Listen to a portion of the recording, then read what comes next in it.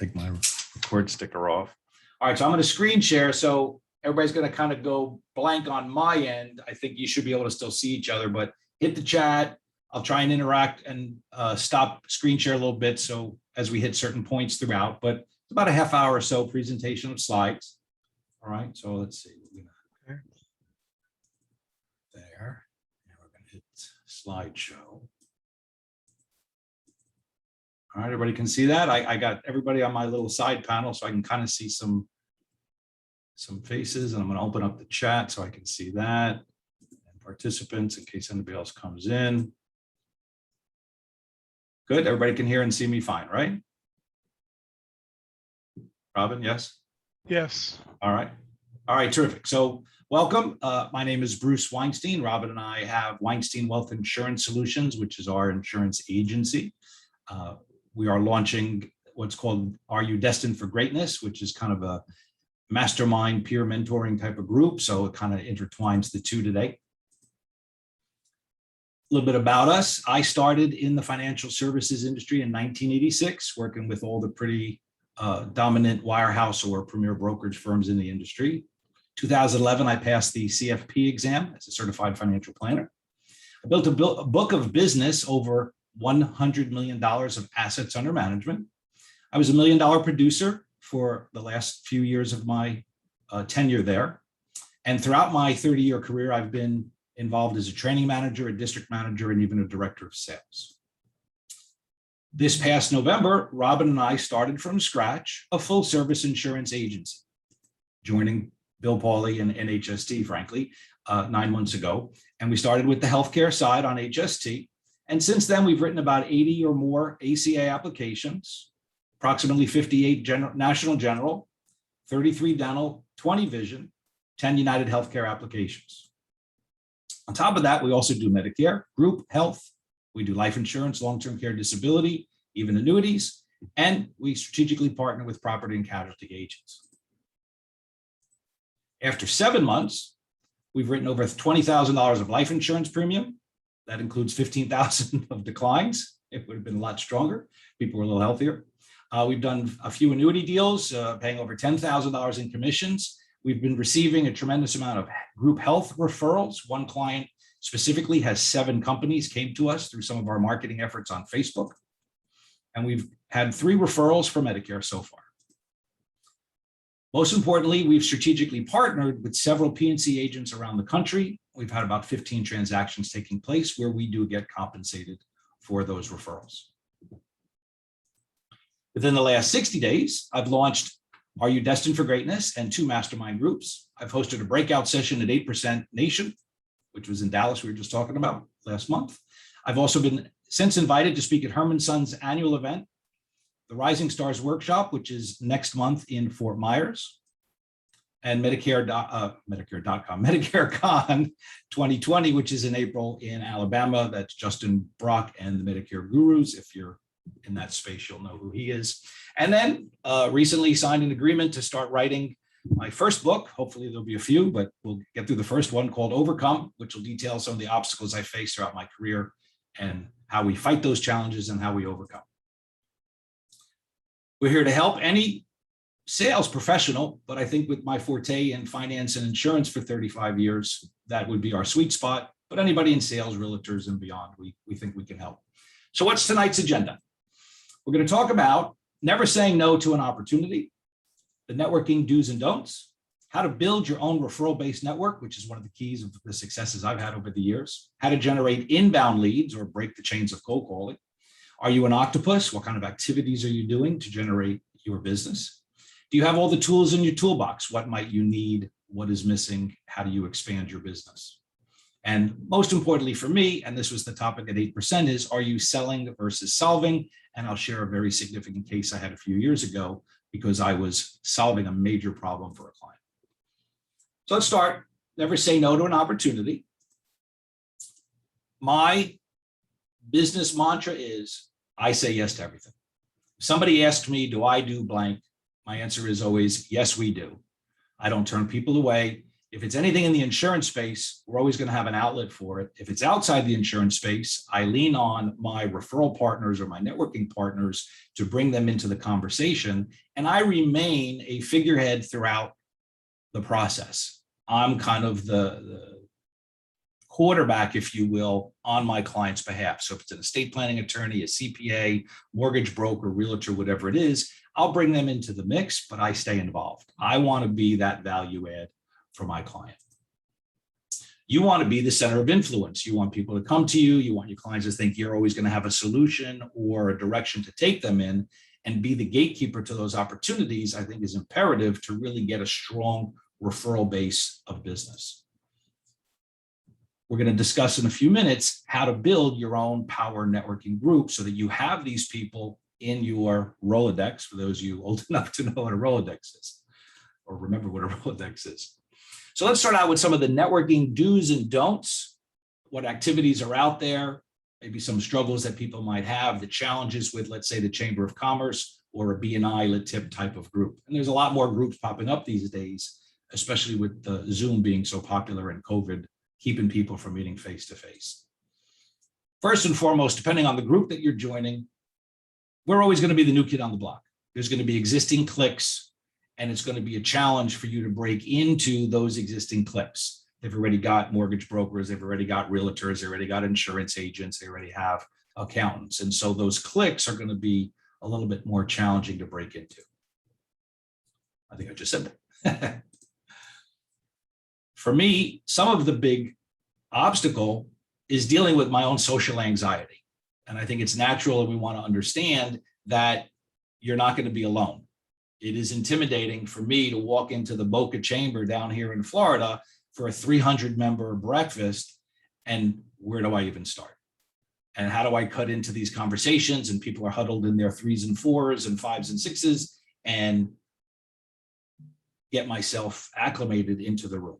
Anybody else been experiencing coping with something like that? I see Rob's hand up.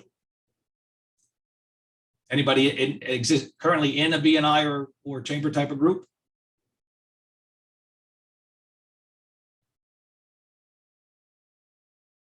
Everybody's muted. I can't hear anybody.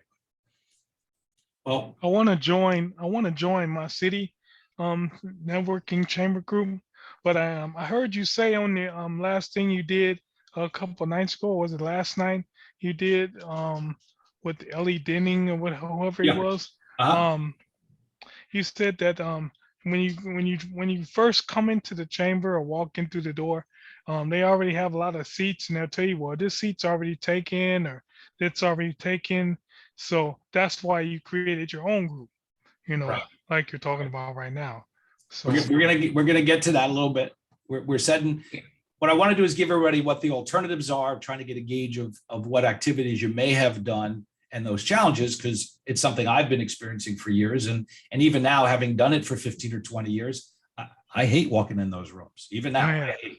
Mm-hmm. Okay. So what I've done to put myself in a position to win is what I'm going to share here is at least some tips, the do's and the don'ts of what you can do to get over some of those anxieties and make your investment in the chamber or these groups profitable for yourself. So first and foremost, I'm going to take Rob and I'm going to call him up and say, hey, Rob, there's an event Tuesday night, 7 o'clock. I'll pick you up. And Rob Long and I are going to go to the event together. We're going to have buddies, just like the buddy system. We were kids lining up, walking down the hallway for lunch. You always had a buddy. So if you have the issues and challenges of that social anxiety, get a buddy. Don't go to the events alone. Find somebody else. And then what we do is we play some games. Hey, Rob, let's see who can get the most cards today. Let's see who can make the most coffee appointments. Whatever it is, have some friendly competition between you and your buddy. At the end of the night, you can kind of say, hey, I got 7 cards. You got 6 cards. You owe me lunch, right? Or you owe me coffee, or you drive next time. Whatever it is, it doesn't matter. You don't even have to pay each other. It's just a matter of having the competition to make it a little bit more enjoyable.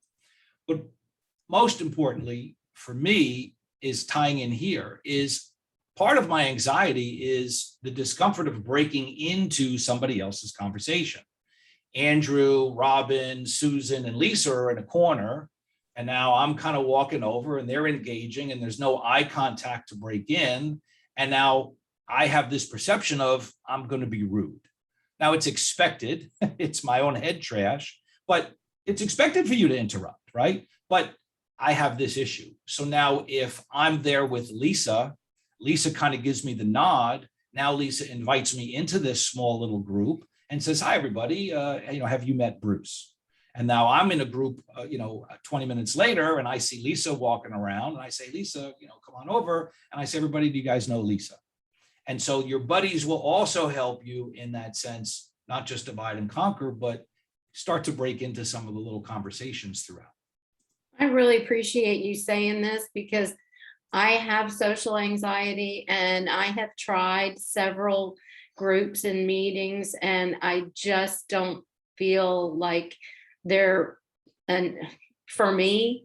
You'd rather stay And home. so then I kind of give up. Right. I'm glad. I appreciate you sharing that. But hopefully this will help. And hopefully you can find somebody to buddy up with and see if it improves for you. But yeah, I mean, I go out, my Robin doesn't go, to these events too often. But again, there's a danger zone, to be perfectly transparent. I did take Robin to an event a few months ago. Guess what we wound up doing? Huddling in a corner, having a drink, not talking to anybody, and just kind of checking out the room and, people watch. But did we really accomplish anything by being there? Probably not. We could have done a better job. And it's my fault. It's not Robin's fault. It's my fault because I'm the one who's supposed to be out there. So yeah, Lisa, you and I would be better suited going together and challenging each other and being more supportive. And yeah, you'll have somebody to fall back on a lull here and there, but you can really make a bigger game. Now, this next piece is a way, again, to have some success is, depending on the organization you're going to, they will release the list of attendees. At least our chamber does that. So when you sign up for the chamber breakfast, which is once a month, you're going to get a list available of everybody who's going to be at the breakfast and signed up. What you can now do is take that list and identify some of the key players that you want to meet in that meeting. I want to meet Mitch, I want to meet Lisa, and I want to meet Andrew. These are my three key people. Now, when I get there, I'm going to walk the room going, does anybody know who Lisa Ross is? Does anybody know who Rob Long is? Would you mind introducing me? So again, it's just a way, it's to have an excuse to have a conversation. It's not that you don't want to meet the other people, but your agenda is if they're the three top targeted people you want to meet, they could be good strategic partners or referral partners or potential associates for you, go find them, right? So find that Easter egg on the hunt. So work the room. And then most importantly, because this is basically networking groups are speed dating for business, right? And again, classic mistake of Bruce. I'll hook up with Lisa and I'll have a 20-minute one-on-one with Lisa in the room. What you should be doing is saying, Lisa, let's get out our calendars. Let's meet for coffee. Let's schedule a one-on-one. Let's do a Zoom and take advantage of the hour in the room to get as many of those contacts going. So again, avoid my mistakes. Try and get people you have an interest in, get your calendars out. I use something called Calendly. You could book appointments right away, send them a link, do the one-on-ones, meet for coffee. Most importantly, you want private time to develop that relationship. There's a little power player tip that I had. Over the years, when I did my one-on-ones, if I met Mitch for coffee or lunch, in the day, people carried business cards. Now it's a virtual business card, but I would have my card caddy. And every card I had usually had at least 3 for that person. So I had 3 of Andrew's card, I had 3 of Susan's card. And so when I met with somebody and I felt that Lisa would be a good match for Rob when I was sitting with him, I'd pull out the card. And by the end of the meeting, I'd say, here you go, Rob, give Lisa a call. I think she's a good fit for what you're looking for. And I can assure you she'll take my call. And so for me, it was a way to pay it forward, which we're going to talk about. The importance of networking in general is always paying it forward. I'm going to tie in setting up your own group in a minute, but one of the things I did was use the chamber to find key people to eventually invite into my private group, use it as a feeding ground. One of the things I did a few years ago, I was the new member sponsor for the chamber orientation. I think I said that wrong, but I was the chamber's sponsor for their new member orientation. So every month they had a lunch. I sponsored that lunch. And guess what I get to do? I get to sit in front of everybody, introduce myself and my business, and then also hear what they do. And then I would give some of these tips about getting a buddy and offer myself as a buddy and go to these events so that they can maximize their opportunities within the chamber. What that did, twofold. They don't have any existing cliques yet, right? They're just coming in just like us. We're new and fresh meat. They don't have an established clique. Now, some obviously may, I'm generalizing, but you want to help them develop their cliques and you want to be part of their clique, right? I'm the insurance agent that you want to work with. Let me show you around. Let me introduce you to other people. Let me get you some other key referral partners, right? So that's very important. Most importantly, remember, this takes time. This is not one of those, give me your business, give me your business. You're going to write 20 deals, and go home with, a $10,000 commission. That's not what this is about. This is a long game for your marketing efforts. Steps to overcome. You have to give to get. That's why I carry that card caddy. I have a Rolodex. I have names for people. I always want to think about, how can I help Lisa? How can I help Rob? How can I help Mitch and Susan, right? I got to get Andrew some connections so he can think of me in a positive light. When the opportunity comes, he can reciprocate. Okay. Now, here's another tip for when you're in a room with all these other people at an event. There's 35 realtors, there's 25 mortgage brokers, there's 15 financial advisors, there's 17 P&C agents, and there's 30, life and health agents, right? We're in abundance in these groups. And so when you find somebody not in your space, they're going to be reacting in a very defensive way. Oh, here we go. Here's Andrew. He's looking for business. He's going to ask me for something. I don't know the guy. And so people are inherently defensive. We kind of call it the croc brain. We're all dealing with that in sales. When you make a phone call to somebody, right? When you get a lead, they get defensive right away. You have to diffuse that. So one of the things that I did in my networking was I would actually reverse the psychology, and I would say, Andrew, I've got 300 clients. Make up a number, 50 clients, 100 clients, whatever it is. I have 300 clients. I have a pretty successful practice. I'm looking for key people to refer my clients to. Tell me why I should refer my clientele to you. And all of a sudden, excellent tip. Excellent tip. They're on the offensive. Well, we've been in business and we do this, and da da da da da. And so you're now diffusing it and taking a little bit of control in the situation. Make sense? Yeah.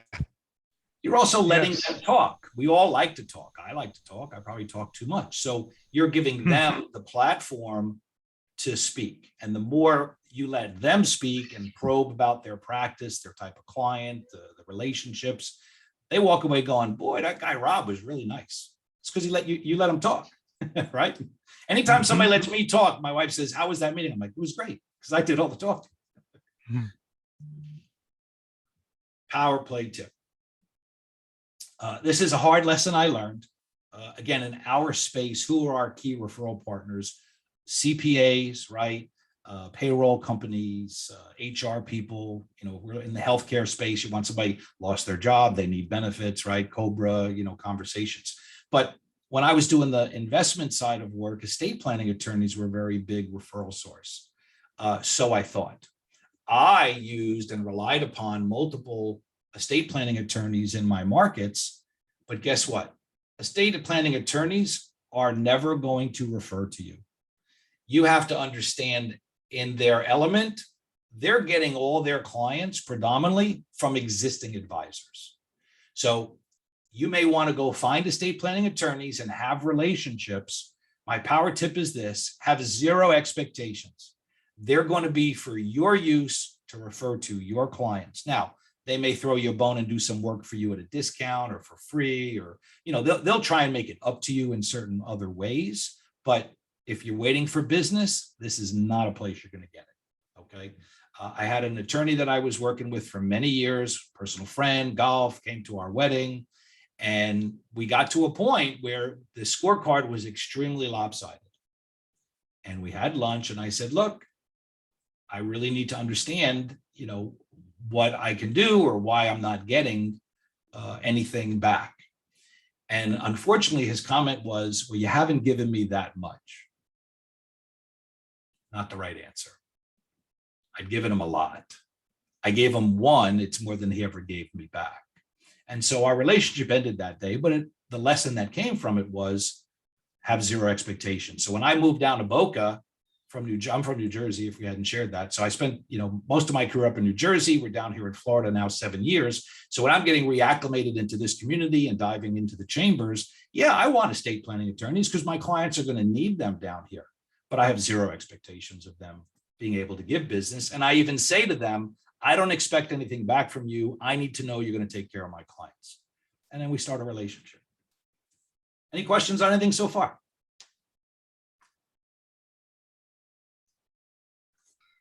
I just want to comment on the last tip you gave right before this one, where you're in a networking group and you tell the clients, well, I have 50 clients of mine, what can I do for you to help your business, to give and you'll get analogy. I think that was a great tip. That was one of the gold nuggets that I took yesterday from what you said. That was real good. Thank you. I appreciate that. Hopefully I can give you some more today. All right, so I'm going to segue from the BNI Chamber of Commerce conversation to what I did 20 years ago that helped me build a very strong referral network. And so starting out here is the drawbacks to groups like a BNI. First and foremost, we have a very high demanding seat. There's about 5 seats in every networking group that are the most coveted: insurance, real estate, mortgage broker, financial advisor are easily the first 4. And then you're probably your P&C agent on the other side, right? So your life and health. So the majority of the time, if you're looking at an existing BNI group, your seat's probably not going to be available. If it is available, you have to find out why. Why did the other person leave? Okay, so when you go to a BNI and your seat's not available, the BNI district, whoever, is going to suggest you build your own group, get 8 or 10 of your friends, Andrew, and we'll help you launch your own group. Okay, and that's fine if you need that infrastructure and want it. But again, it was something I was able to do on my own. You have to adhere to their schedule, their rules. You have high initiation and annual dues, restaurants and things. So, yes, it's like a franchise, like anything else, you could kind of follow that. But what I ultimately did is I built my own group. The biggest problem that I find in the BNI style, if you get into an existing group, is there's a lack of intimacy. I don't know Lisa. I met Lisa at, every week we're sitting across from each other and I'm getting to know Lisa. But if you come into an existing group with 20 or 30 members, you're back to being the new person on the block and you don't really know anybody. And now you have to kind of break down, meet with them, and prove your worth to them. Okay. So what I did is I created my own group by inviting people from my inner circles. I asked the accountants that I work with. I asked the estate planning attorneys I work with. I asked the sales coordinators that I work with, my neighbors, friends, anybody that I was colleagues with, maybe even existing clients that fit a need of what a networking group could benefit from, local business owners. And so instead of using the BNI, I just built my own. And so what happens now is you are raising that high level of intimacy from the get-go. And on top of that, Lisa is only going to bring in qualified members. Andrew's only going to bring in people.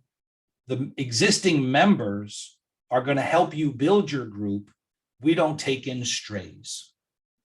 And so, again, the fallback on BNI is you're willing to write them a check, they're going to put you in the group. And now everybody's looking at that new person, Susan, going, well, does anybody know Susan? Does anybody work with Susan? Why should we trust Susan? And so now that intimacy is at 0. In our group, if I brought in Robin, everybody trusted me. They're going to trust Robin. And they're going to use Robin because I brought her in and I'm endorsing her.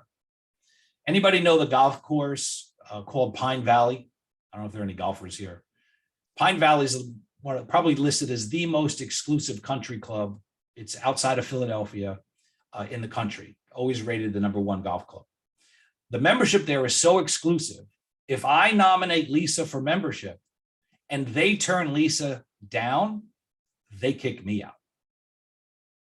Okay, so think about that in the same sense with your group. Not that you're going to kick your existing members out, but you want them to take membership as a very hot commodity and of value. And so you're not just going to bring somebody in because we needed, the bodies. You're going to bring somebody in a quality that you're willing to back and lose your membership over. Does that make sense? Now, I put this here again, as you can tell, I'm pretty blunt and direct on some of this stuff, is when you think about who you want in your group, it's okay to be a little bit selfish, right? You need people who are going to feed you opportunities. Trust me when I say this, this is a lot of work to run and build your own group. You're the moderator, the expectations and everything runs through you. If you're a Yankee fan from the 70s, Reggie Jackson was called the straw that stirred the drink, right? He made the Yankees go. You are the straw that's going to make your group grow and go. When I left New Jersey and I had my board in place, the group didn't make it a year after I left. That was after being a 14+ year existence. As soon as I was out of town, as soon as I stopped coordinating, as soon as I stopped bringing in new people, the existing membership eventually folded. It lost the straw.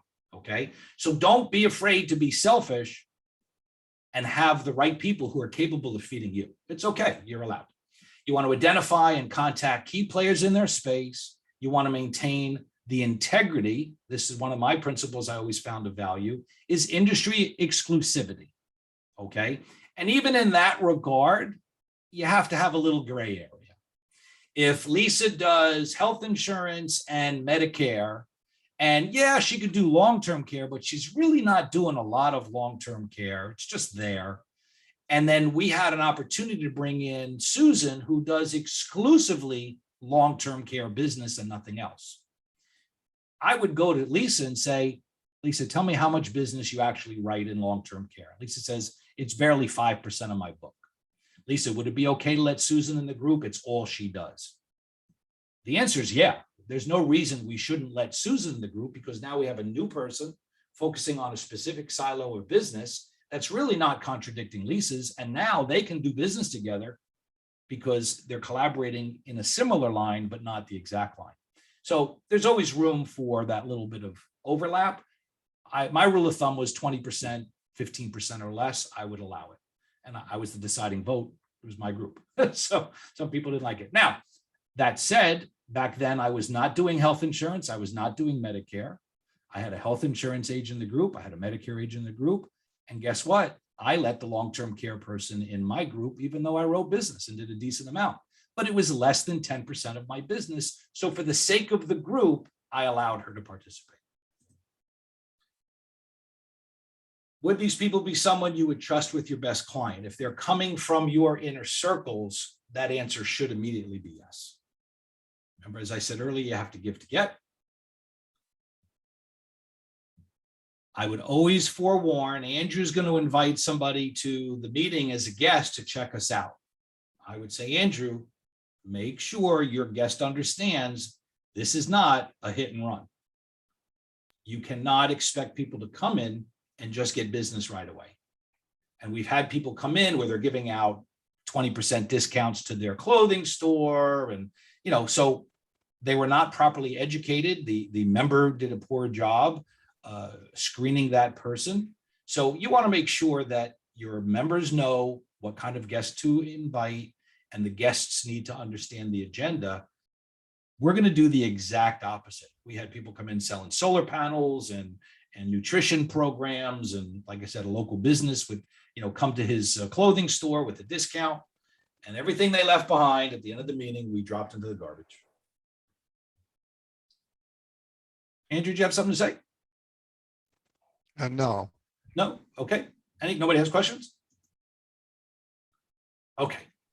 So tied to this now, what are the other marketing efforts? Are we an Octopus? How many stakes are in your TP? So what kind of efforts in general as salespeople, regardless of what industry you're in, how many different activities are you executing in the sense of a TP? If you think how a TP is designed, they don't put one or two stakes in the ground to hold up the tent. They have 5, 6, 8 TPs to strengthen that from collapsing.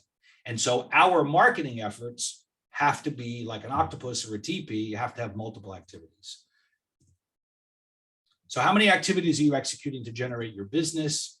We all love cold calling, right? It's painful, it's time consuming. I started cold calling out of a phone book, the white pages. I would go down to Smith and I'd call Aaron Smith and Adam Smith and Bill Smith and Bob Smith.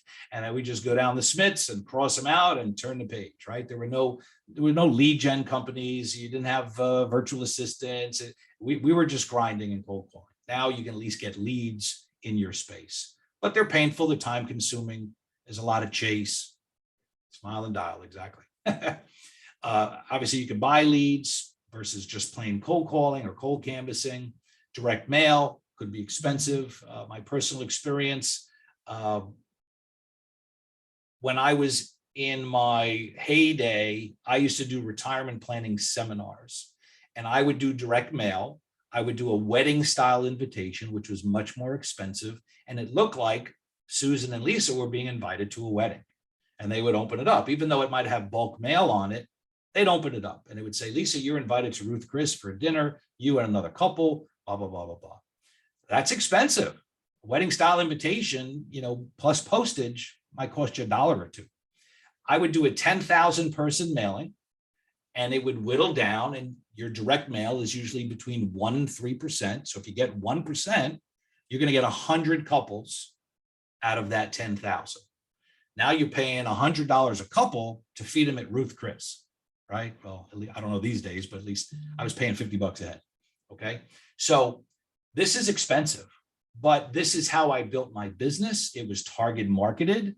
I was targeting 58 to 62-year-olds by zip code. I could set the income level of the household that I wanted, and I could pinpoint zip codes within a certain radius of my seminar location of that Ruth Chris. Okay. I started doing these in 1997. My very first mailing, I had over 500 people. We offered 3 nights, 50 people a night, 25 couples. We added 7 nights. We kept telling the restaurant, need another day, need another day, need another day.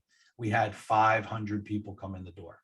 Now that's a little bit scary if you're on a budget, because you don't know your responses, right? So you got to be careful there. But this was a great way. Today, a lot of people do the postcard. I tried postcards over the years. Postcards go in the scrap heap with your supermarket circulars. I don't think postcards get visibility. It might be quick and easy, and you could see it without opening it and maybe have something flashy to catch their eye. But personally, I'm finding postcards to be very disappointing and just not worth the money. So if I had my druthers, I would do less and spend more and get a direct mail piece that's going to actually get opened and seen. Excuse me. Big piece for us was getting back in after 5 years of being out of the business to our natural market, letting people know, friends and family. Now, I am not one of those people, and I don't know if you were told to do so when you started, is make a list of all your friends and family and start there and sell them something and get referrals. And that was never my go-to. I'd rather cold call out of a phone book than go ask family and friends. That was just me. I was good with the stranger. I didn't want to ask family and friends. But your natural market needs to know what you do. And we use Facebook and email campaigns and automated newsletter services to help stay in front of our natural market and let them know that we're out there. And guess what? They do come knocking. We talked about the networking groups. We want referrals, client referrals, networking partner referrals, natural market referrals. Strategic partners, for me, I use the P&C agents as a good strategic partner. I'm licensed. I can share the business. We share commissions. Part of what I did a few years ago was in the P&C space, where I have a database of over 3,000 P&C agents. and I drip on them and I offer them, hey, if you're not doing life and health products, we can write that business for you. We'll compensate you if you're licensed. And oh, by the way, we're licensed on P&C. And if we have business for you, would you be willing to reciprocate? Now, if you're in a networking group, that may or may not work. You may not want to do business that way within your group. But if you're expanding your reach beyond, I find sometimes and you'll find this in your own groups, is it gets lopsided, just like I did with that estate planning attorney, where it was like 20-0 on the scorecard. And eventually I said, hey, I'm not getting my fair share. We have to fix it, or we're going to go our separate ways. The same with your strategic partner. I used to refer business to P&C agents before I was licensed. They kept the business, and I know how much business they were earning from that deal. And I'm waiting and I'm waiting and I'm waiting for my referrals back. And guess what? Never came. So I'm in the mode now. Andrew, I'll give you a third on the business that you bring me, and you give me a third on the business I bring you. Now I'm motivated to find Andrew business, right? Andrew, you said you're in Missouri, right? Yeah. So if I have relationships, if I'm on Zoom calls, if I'm working with people and I know that they're in the Missouri market, or I come across that opportunity, I don't have to say no. I say, yeah, I got a guy. I'm going to get you Andrew on the phone, or I'll coordinate it and set it up, and we'll do a 3-way call or Zoom or something with Andrew and that prospective client. So strategic partners is a great way to elevate your business on a much more rapid pace. Centers of influence, again, CPAs and attorneys, if they can do that for you. Big piece, if you don't have a website, you want to start thinking about and putting aside some money to build out your website, get on your SEO. I will post this video on my YouTube channel. I'm trying to build out a YouTube channel, get followers. But what happens is Google owns YouTube. And so all that SEO stuff and content on your website and having the capability of driving people to see and find you, you have to understand the algorithms of how all this stuff is working. It's a different era. This is not a phone book and a rotary phone anymore. This is serious stuff. So understanding that, and again, I share it in this sense of the group, but I paid a lot of money for coaching and assistance and mentoring to make sure that I'm up to snuff in today's technology. You know, I'm a silverback. You know, I'm not a 23-year-old getting started. I've got, you know, scars, you know, battle scars on me, and there's things I want to do and not do, but I'm willing to learn, and I know I need to stay on top of technology. And so I think Lisa was on maybe some of the calls early on where we talked about in the weekly group that Bill has about all this different technology we were running and doing. So we've invested in technology, we've invested in our website, we're building out a YouTube, and as much as you can create content, people will start to find you organically. But again, it takes time and it does take some money. Big piece for us is social media, Facebook. We are very, very active. I'm very active on Facebook. Robin creates daily Canva. I don't know what you want to call it, like an ad of some type, but it's like a PSA, you know, it's a did you know, you know, we might talk about dental plans one day, healthcare one day, life insurance one day. We'll intertwine it. For those of you who are connected with me on Facebook, I do a birthday blast. I do a live feed. I have a goofy hat and bow tie, and I play a song, and I have a list of between 20 and 50 people for their birthdays. Go find me on Facebook. I'll connect with you. You can check my page. I try and do it, if not daily, at least 6 days a week. I've been missing some Sundays here and there just to try and relax because we're working a lot of hours. But all of this stuff is driving algorithms. And we're now getting between 7 and 10 inbound leads between our social media and our networking groups and partners every week after only 7 or 9 months. Okay, so imagine where we'll be in a couple of years. Imagine where you can be in 6 months if you're starting to add some of these components to your marketing. Now, the fear of Facebook has been, and I was chatting with a realtor this afternoon that was asking me about some of the things, and she responded to me off of my tagging her when it was her daughter's birthday. And she wrote me, that was very nice. Thank you. That was sweet. By the way, that's the favorite words I love hearing. By the way, right? she's like, can you tell me more about your social media? What are you doing? And, how are you getting all this action and activity? And so again, it's kind of why we're DFG in is what can we do to help mentor and teach people how to do this stuff? We paid a lot of money to do it and it's working. So you can incorporate it yourself. The Facebook algorithms, if you know how to tweak it, you know how to get those eyeballs, you will have content constantly being put in front of your connections. My buddy called me about 2 months ago. He's not on Facebook that often. He's back in New Jersey. So not like he's even local. And he's like, Bruce, let me ask you a question. He says, how come every time I got on Facebook, all I see is your stuff? I said, are you playing my videos? He goes, yeah, I love it. They're great. I said, well, the more you play it, the more they're going to keep feeding it to you. If you stop playing it, they'll stop feeding it. If you're playing Lisa's video instead of mine, you'll start seeing Lisa's video. So you've got Facebook competing. We talked about YouTube a second ago. You want organic Facebook material to keep people on Facebook. The more they're on Facebook, the more Facebook will feed your people. If you put a YouTube link, if I were to take this recording now, save it to my YouTube page, and I will post it to my Facebook, Facebook's going to squash it. You're not going to see it so much as if it was the organic Facebook Live or just a video. So I download this content and then I upload direct to Facebook. So when I do my birthday videos, I circumvent. I don't put them on YouTube and then post it. Okay, does it make sense for anybody? Any questions? Lisa, Robin could talk to you about that. Lisa's asking if Robin can help her with social media. All right. So again, ask yourself, look in the mirror, what activities can you execute the best? What do you like to do? I don't like cold calling. I don't want to cold call. I want to do the activities that I enjoy, but also prove to be successful. What are those? Which activities do you need help to do on a consistent basis? How's your natural market? You need help with networking groups, referrals, strategic partners, centers of influence. These are the fun things, right? You notice I didn't put cold calling up there and buying leads. All right. Let's touch on a little bit.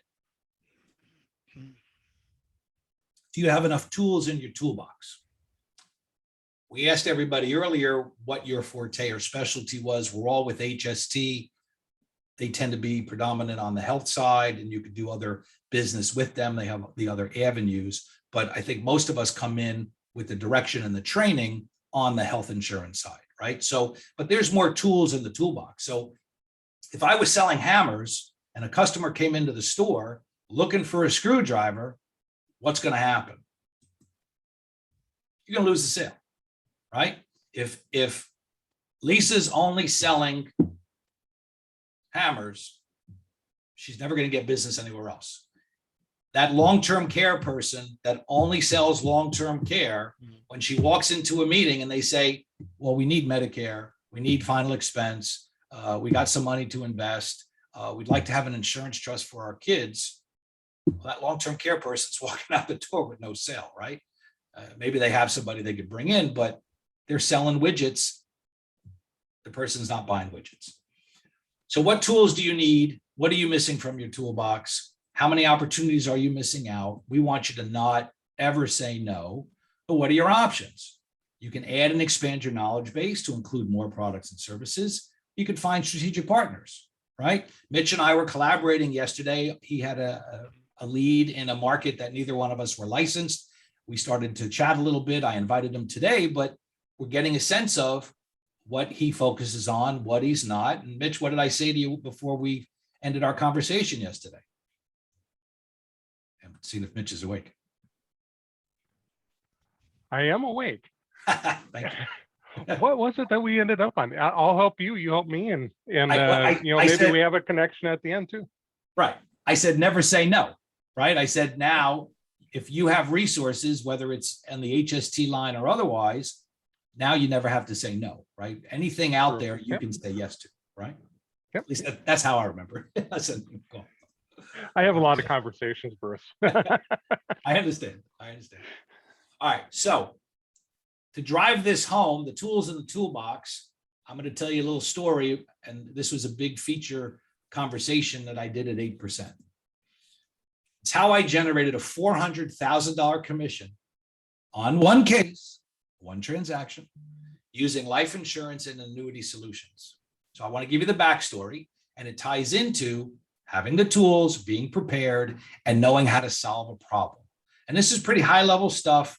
It was a high level estate planning case. So I'll apologize in advance if it's a little too techie, for this topic or this session today, but I'll try and keep it to the points of interest of why this is, I share it.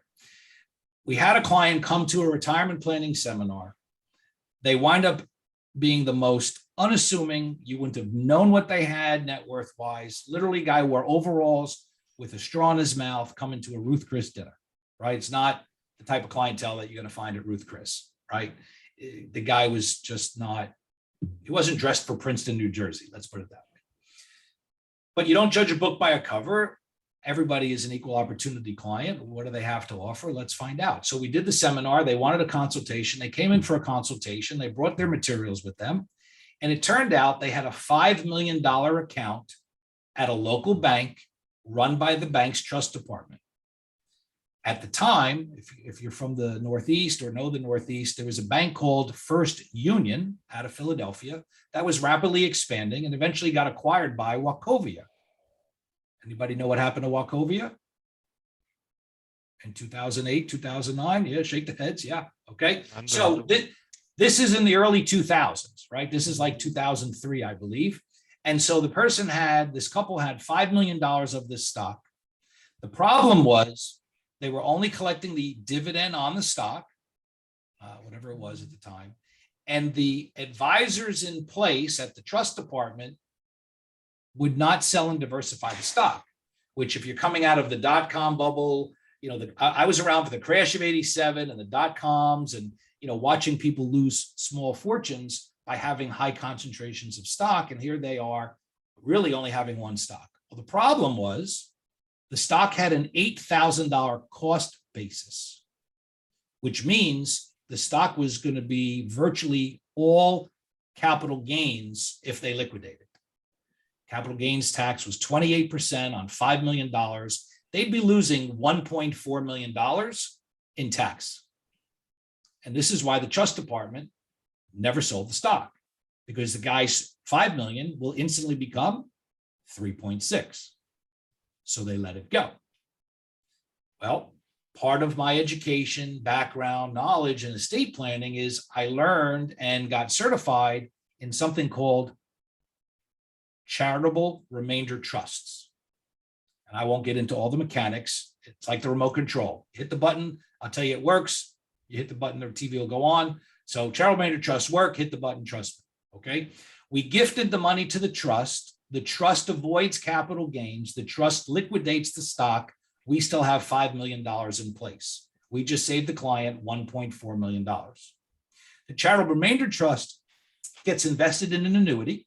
The annuity generates income for the client at the better rate at this point back then was 8%. So we doubled their income stream. They're now getting $400,000, 8% of 5 million. We take some of the $400,000. Now remember, he's gifted the stock, which means what? His estate, his assets, his heirs have nothing because he just gave away $5 million. So if you don't do the next piece, people are going to be like, why would I give away all my money? We buy a $5 million second to die life insurance and put it in an irrevocable life insurance trust, which is now recreated the $5 million they gave away. So when he and his wife pass away, his kids still get the $5 million. They're going to get lifetime income of over $400,000. They were in their 50s, by the way. They were going to get lifetime income of over $400,000 out of this. And again, at that point in time, inheritance tax was not where it is today, which is like 11, 12 million. It was still about 600,000. Okay. So they were facing over $2.5 million of taxation as their estate was at that point in time. The cherry on the cake was, I already alluded to, is this bank became Wachovia Bank, which then became worth 2 cents on the dollar at the financial crisis. If they don't meet us, if they don't come to the seminar, they don't execute this strategy, the problem that I solved for them, they didn't know how to solve it. They didn't know the ability to figure this out. That $5 million, if the financial crisis hit them on that stock, would be worth less than $100,000. So forget living on $200,000 or $300,000 of income, they would have been financially devastated. Okay. So when we talk about solving people's problems, I was compensated at that time to the better part of $400,000 of commissions for that strategy. It didn't cost the client a penny. The annuity company paid us, the life insurance company paid us. They paid for a stock sale transaction as part of that. Okay. But that's something that I got written up on in the financial advisor magazines back then. It was a hell of a case. Okay. And so my challenge, look, this is Moby Dick. This is Sasquatch. This is the Loch Ness Monster. I'm sure I'll never come across this again. The dynamics in the estate planning world has changed dramatically. But the question is, could you have identified opportunities like this when they come about? It may not be this extreme, but are you prepared? Do you have the tools in your toolbox to find these opportunities at whatever level they might be? All right. Any questions on that? Did I bore you too much on that story? Was that helpful? Very helpful. Yes. Thank you. Bruce, I have a question going Yeah. all the way back to the Okay. first slide. And you've brought it up a couple times. Never say no. Yeah. Okay, to an opportunity. And then you talked about strategic partners. I don't write life. Okay. Okay, I can't wrap my head around it. I'm old. I do health insurance. I'm Right. just not comfortable in that field. So I have a downline agent that does a lot of life. Okay. And so I send it to him. But how do you do it and make them connect? Because I have tried, please call, this person. And then I've called my agent and said, here, this person is waiting for your call, and things never seem to get connected. So what can I do to facilitate that better? You have to have much stronger expectations set with the person you're giving the business to, and you have to have the utmost confidence that they're going to follow up. And so I do have that But with they're not- my but- agent. Are Yeah. you saying they're not following up, or they're not getting No. a hold of the client? Or No, the person on the other side doesn't follow through. Like they say, oh, I want information on life insurance. And I say, okay, I'm going to have you connect with my partner. okay. And I gave them their name, and then it So the just con- doesn't So seem it's to connect. it's falling apart on the consumer side, not the agent side. Correct. Gotcha. Okay. So what was the quality of the person that came in? Was it somebody from a natural market or referral, or was it just a lead you were contacting that you really didn't have a relationship with, which we all know can be extremely flaky? So part Right. of And it, a lot of them are my clients that I'm writing health insurance for, and they Okay. want life products. so I would suggest first, I don't know if you're getting compensated with this referral partner that you have. So No, that's he's that's a gonna- downline, so I just give it to him. Okay, so for the sake of your time, you have to decide whether or not you want compensation. What I would tell you is you facilitate the call, you get your client on the phone, you stay involved, you're telling Robin just told you she needs life insurance. You're like, no problem. What's a good day? Let's set up a call. And it's just you. And now you bring in Mitch, or you bring in Rob, or you bring Okay. in Andrew. So like a three-way call. You have to stay involved. Okay. If it's your client and you have the relationship, for me, what was imperative, I don't go away. Okay. If it's a PNC agent, I'm on the call. If it's an accountant, I'm on the call. I'm sitting on the client side of the desk, even though that's my strategic partner or referral partner, I'm on the client side of the table. Okay. I've always sat there. Now, if it's a round table, that's different, but I'm always positioned that I'm their ally, I'm the interpreter, and I'm going to bless or X out that transaction. So if Okay. I'm not getting a good vibe from the attorney or the accountant, or I don't like what they're saying, I'm going to speak up because I speak the language and the lingo. Our clients Okay. don't, right? So we Yeah. try and keep it second grade, make sure we educate them. Yeah. And speak to their level of understanding. But now they're going to be with another professional, attorneys especially. You know, they're textbook, they're out here, they're quoting code, the client's eyeballs are rolling in their head, and they look at me and they go, what'd they just say? Yeah. I'm like, we're good. I said, we covered that. Yeah, because just transferring phone numbers is not working. I would say, So I need, yeah, okay, thank you. to me, the success comes from staying involved and being the puppeteer.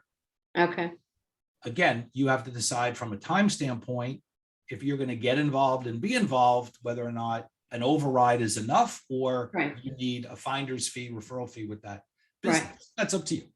okay, thank you. Absolutely. Great question. Anybody else? All right. So we're going to go back to the tools in the toolbox. We're going to kind of start to bring things to a close here. Do you have the drive and the perseverance to be successful in this business? This is a long game. Do you have the determination, the fortitude, keep picking up that phone, getting through the no's, getting to the yeses, getting to the decision makers. You have to be unwilling to quit. We've had a lot of trials and tribulations in our business to the point of having to start over in November. I've never quit. I just keep moving forward. I work 10, 12-hour days, 14-hour days. Robin will come downstairs at 10:30 and go, I think it's time to shut it down for the night, because there's always something else to do. There's another Facebook post, there's another this, there's another that, right? So it is a long game, and you want to get lift off and get off the ground as fast as possible. But, you have to be unwilling to really quit. For me, I always wanted to be the best. We have been, and we didn't add this in for today, but Google reviews and Google My Business, you need to drive your clients to get them to give you testimonials. Get it on your website, get your Google reviews up. You need to have people give those ring endorsements, and we get, 1 or 2 a month. We need to be better. It's not that we're not good at it. We need to be better at it. But we now post that testimonial. Robin turns it into a Canva. We put it up. We add, oh boy, we're really humbled to hear this one. And it's a beautiful story that somebody speaking about us, so that your audience on Facebook is seeing these positive interactions.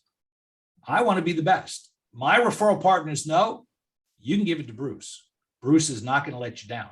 I've had people text me. They're like, I can't believe you texted my referral at 9:30 at night. I just gave it to you. I'm like, I'm still working. They responded. I got on the phone.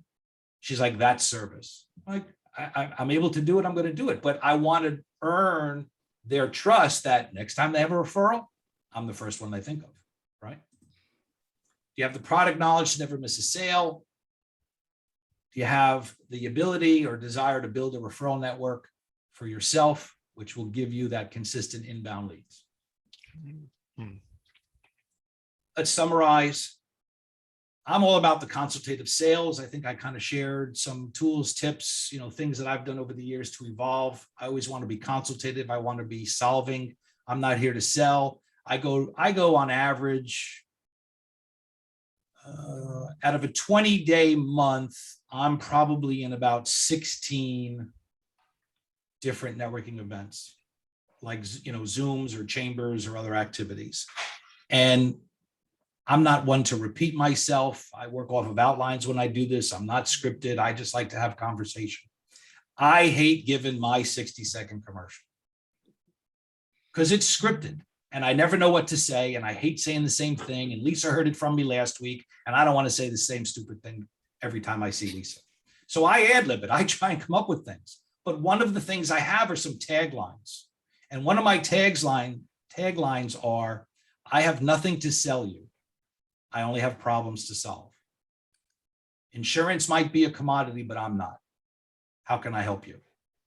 And that's just part of either the sign off or, something along those lines. And so you want to be solving people's problems. All right. So bringing it to a close for you, develop your own.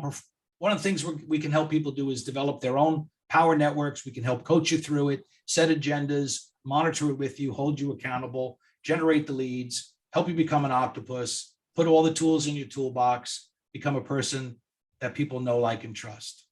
Stop selling, start solving. I'm sure most of you solve now, but a lot of us are geared. I don't think anybody in this room is in this space, but you come across a lot of those final expense people. They're just buying leads and selling insurance, right? They're just selling the final expense. They're not necessarily solving problems. They're not asking how much insurance they might need. They're just trying to make sales.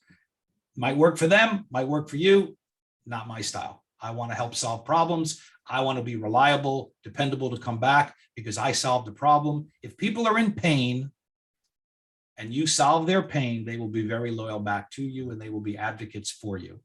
I never said this before, but it came to mind. You think about the lion in the jungle that has the thorn in their paw and you pull it out and now that lion is the best friend in the world. He's not going to eat you and kill you, right? Same thing.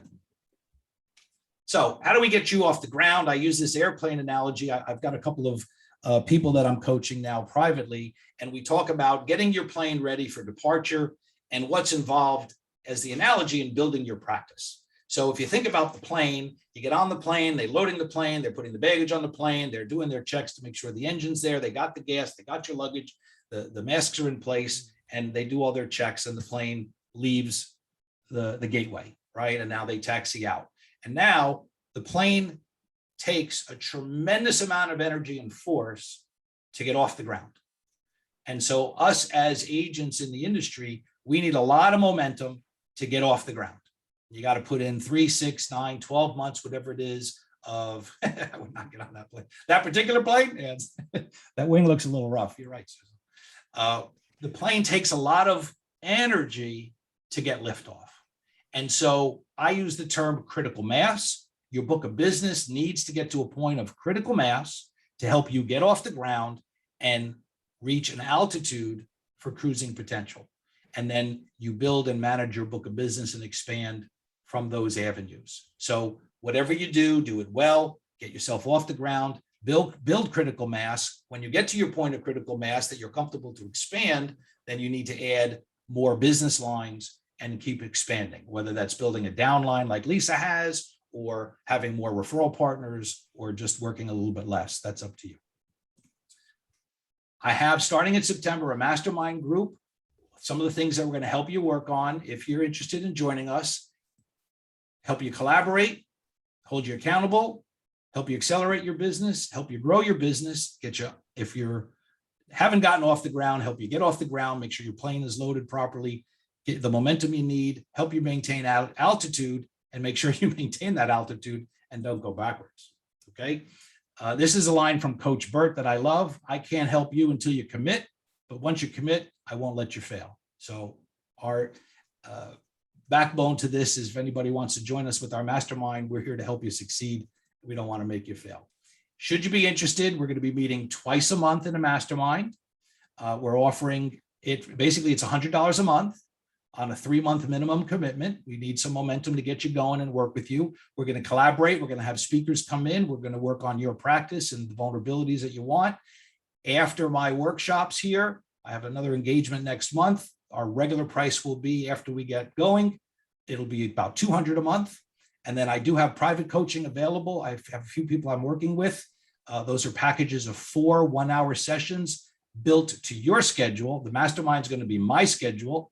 People will join at a time block that we have. We're going to probably do Tuesdays or Wednesdays at a 7 o'clock timeline, and we'll collaborate. We'll have homework assignments. We'll be working on your practice. And those who need individual coaching, we have that available to you as well on a private side. Okay.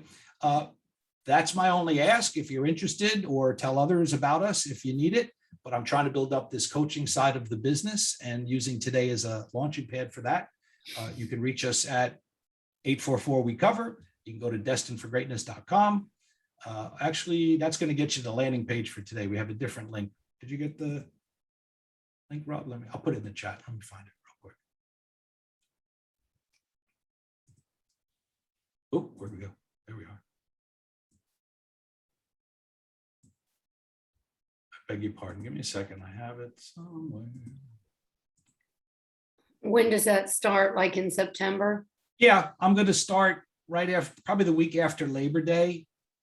We're ironing out some of the wrinkles. Here it is. I'm sorry. I had it queued up, but it's a different screen. Bruce, got a quick question for you. Yes, sir. The group coaching for $297, is that $297 per month or is that a one-time charge? It's $297 for the quarter, breaks down to, I was gonna do $100 a month and we'll bill you. We want you to participate, but I felt like if you don't do at least 3 months, you pay for a month, you miss a meeting and all of a sudden you don't want to renew. Exactly. You're just wasting, your $100. So it's a 3-month commitment. We'll bill you every 3 months. It's a 90-day inclusion. We'll mastermind, we'll work together, and then that rate will be your rate. And then once we're up and running and we're a few months in, the price is going to be for the newer people, the $200 a month price. Okay, Thank you. absolutely. I think that link will take you to a way to sign up, Lisa, but we'll send it to an email as well. But we could talk about how to get it Thank going. you. All right. Awesome Any other job. questions? Any thoughts? Well, thank you very much. No, I just really appreciate your time that you've committed and shared this information with us.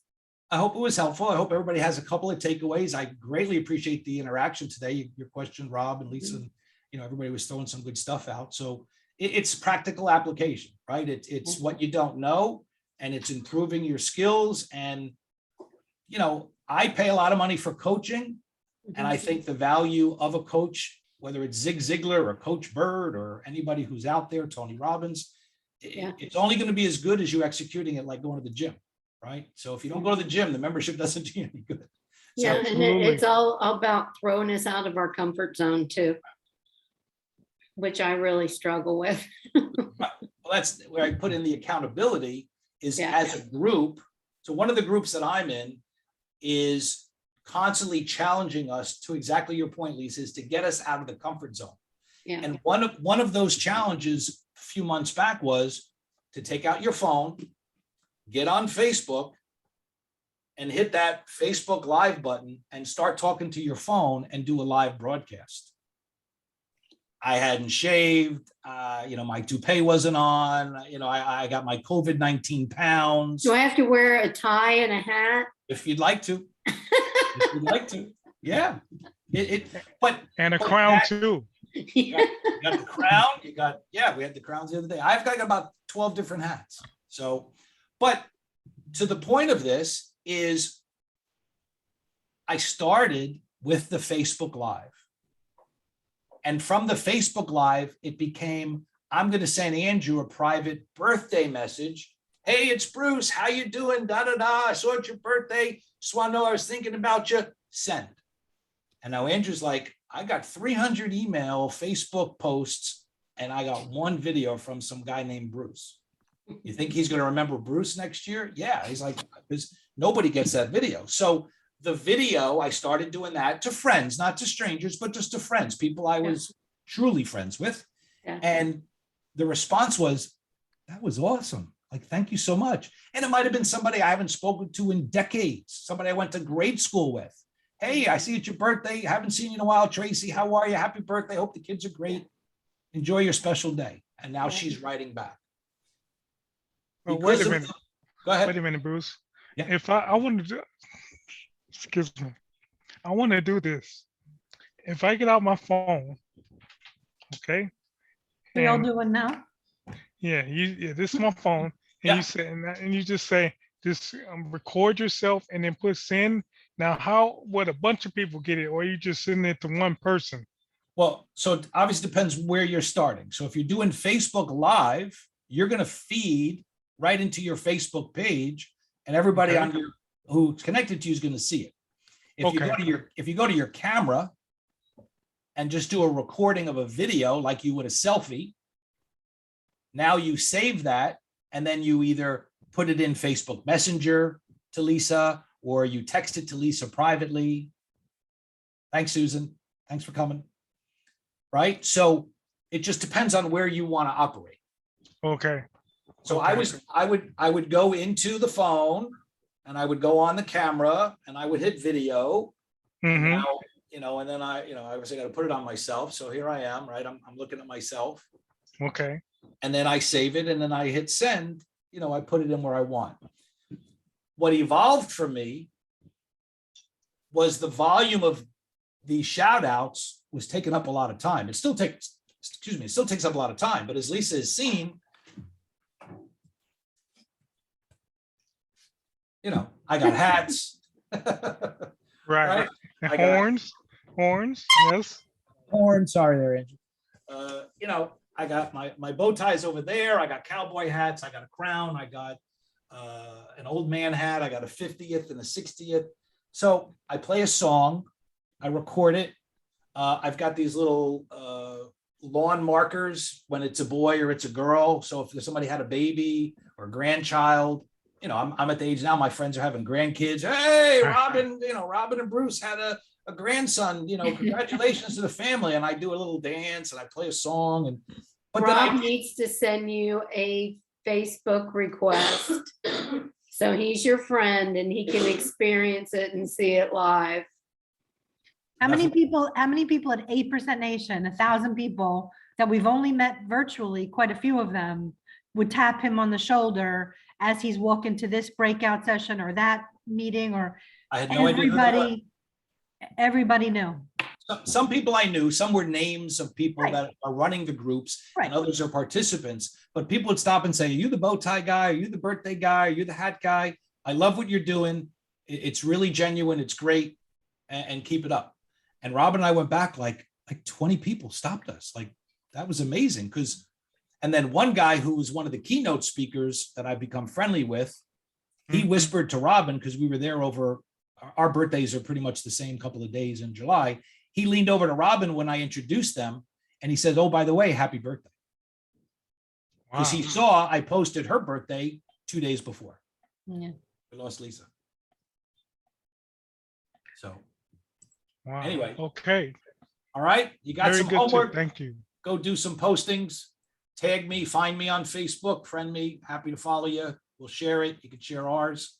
If you're interested in the mastermind group, feel free, reach out to us, sign up, or if you have questions on it, need to work something out. We just want to get everybody involved and help you elevate your games. All right, I'm going to stop.